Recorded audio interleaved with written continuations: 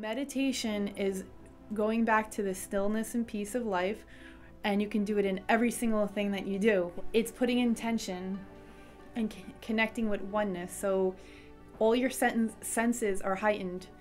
You're strictly on feeling.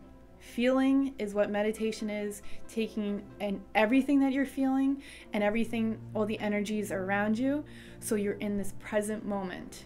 And that is the most important thing, and that is what meditation is. It's being in the present moment and absolutely taking in everything around you and just turning off your mind for a minute. When you're in meditation, you realize you're not alone, because spirit almost whispers to you, whether it's an actual voice or not.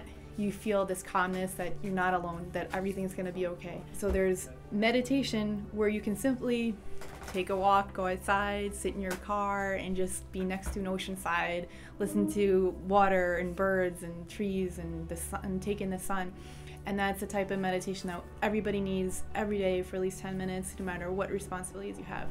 And it puts yourself in oneness with all things and puts you back to what is important. And it reminds you that of your purpose. You can kind of regain your strength and your purpose. I'll listen to a breeze and I'll hear what the spirit wants to tell me, if there's any message of that day or things that you need to be aware of, and you can just stay connected and strongly. And I think once you lose that, if you feel that separation and you're not interconnected with all things, and that's when worries and fears come, and you lose the purpose of the day, of the next day, of the past. It's a reflection that you need to have that understanding that makes you feel at whole, and it relieves any anxiety, because then you don't worry as much, because you know that there are a reason for everything, and that solitude and that time with that connectedness is what everybody needs. But the meditation where you sit and you can close your eyes and go into this other world and dimension yourself, which could be on another plane, if you will, but it's a place where you visualize dreams, you call on your guides, and you can get those answers that you want. Whether it's like you felt connected to Egypt and you wanted to go to a pyramid, but you can't go to a pyramid now. And I feel that those visualizations are part of meditation, and they're extremely important, and it takes practice to get there. It takes relationships to build with your guides, or your gods and goddesses, or whoever you pray to. In a way, meditation is really just coming back to oneself, coming back to spirit, and just being in the true reality of what we are, that we forget when we're distracted.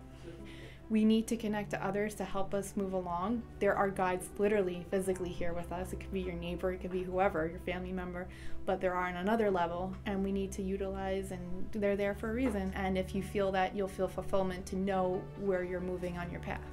But it's really taking that moment to observe life and to focus on everything around you, your senses, paying attention to what you're hearing, to what you're seeing, to what you're feeling, and smelling, and just taking that moment away from your life. In order to acknowledge how to meditate, know that there's so many ways to meditate, and there's no wrong or no right. It's what works for you.